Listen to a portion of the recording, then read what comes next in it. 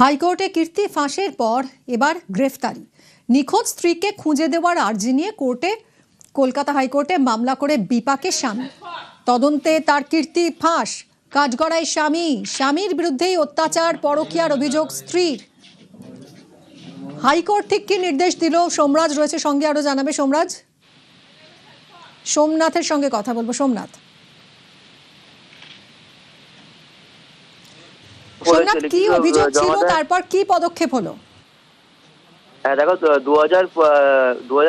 27শে মে 2025-এ লিখিত অভিযোগ করে স্ত্রীকে খুঁজে পাওয়া যাচ্ছে না বলে এই পান্ডুয়া থানায় একটি অভিযোগ করে। 25শে মে দিদির বাড়িতে যাওয়ার নাম করে বাড়ি থেকে বেরিয়েছিল মৌমিতা ঘোষ, তার স্ত্রী। তারপরেই পুলিশ তদন্ত নেবে বিষয়টা হাইকোর্টে গড়ায়। হাইকোর্টে যখন যায় বিষয়টা, তখন পুলিশকে নির্দেশ দেয় যে স্ত্রী মৌমিতা ঘোষ তাকে উদ্ধার করতে হবে, তাকে নিয়ে আসতে হবে। তখন তার জবানবন্দি নেয়, গোপন জবানবন্দি নেয় বিচারক। তারপরেই তার তদন্ত নামে পুলিশ তদন্ত নামে। সেখানে তার স্ত্রী গোপন জবানবন্দিতে তাকে বিচারপতিকে বলেন এবং যে শারীরিক মানসিক নির্যাতন করেছে এবং বিভিন্ন সময় তাকে অত্যাচার করত। তার অত্যাচারের জেরেই তার মেয়ে আত্মহত্যা করে, সুসাইড করে, এই বিষয়টা দেয়। তারপরে পুলিশ তদন্ত নেবে স্ত্রীর যে নিখোঁজ ডায়েরি করেছিল। তারপরেই যে হেমন্ত ঘোষ এবং অবশেষে গ্রেফতার এবং ধৃতের 6 দিনের পুলিশি হেফাজতের নির্দেশ চুঁচুড়া আদালতে।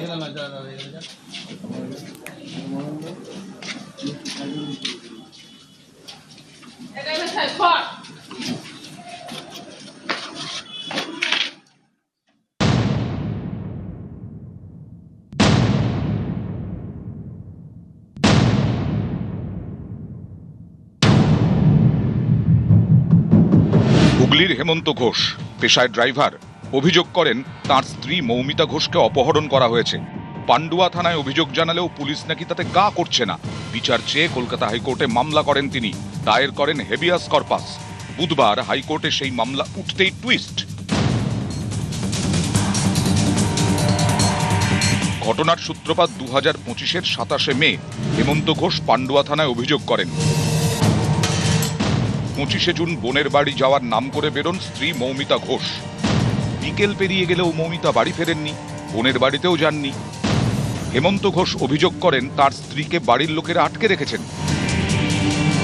তার আরও অভিযোগ, এ ব্যাপারে পুলিশ কোনো গায়ই করছে না। এরপরেই কলকাতা হাইকোর্টে হেবিয়াস কর্পাস মামলা করেন হেমন্ত ঘোষ।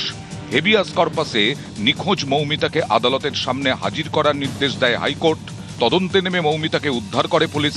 বুধবার সেই মামলা ওঠে বিচারপতি দেবাংশু বসাক এবং বিচারপতি আর্যক দত্তর ডিভিশন বেঞ্চে। এরপরেই টান টান নাটক। ম্যাজিস্ট্রেটকে গোপন জবানবন্দি দেন মৌমিতা ঘোষ। হাইকোর্টে সেই জবানবন্দি পেশ করে পুলিশ। ওই জবানবন্দিতে মৌমিতা অভিযোগ করেন স্বামী হেমন্তর বিবাহ বহির্ভূত সম্পর্ক রয়েছে। প্রতিবাদ করতেই অত্যাচার শুরু। স্বামীর পাশাপাশি শ্বশুর শাশুড়িও প্রায়ই মারধর করতেন। অত্যাচার চলত তাদের একমাত্র মেয়ের ওপরেও। তা সহ্য করতে না পেরে মেয়ে আত্মহত্যা করে। তাঁর অভিযোগ, এই কুকীর্তি ঢাকতেই অপহরণের নাটক সাজান স্বামী। ছেলে কোথায় এখন? ছেলে কোথায় আমি তো ঠিক জানি না, আমি তো মাঠঘাট নিয়ে থাকি। আচ্ছা, মানে ছেলে কোথায় থাকে জানেন না? বৌমা চলে গেল কেন হঠাৎ? চলে গেল কেন সে বলতে পারবো না। সে তো না বলে চলে গেছে, আমাদের বলে গেছে নাকি যে আমরা চলে যাচ্ছি। স্ত্রীর বয়ানের ভিত্তিতে স্বামীর বিরুদ্ধে পান্ডুয়া থানাকে তদন্তের নির্দেশ দেয় আদালত। 24শে অগস্টের মধ্যে রিপোর্ট পেশ করতে নির্দেশ। অর্ণব হাজরা, নিউজ 18 বাংলা।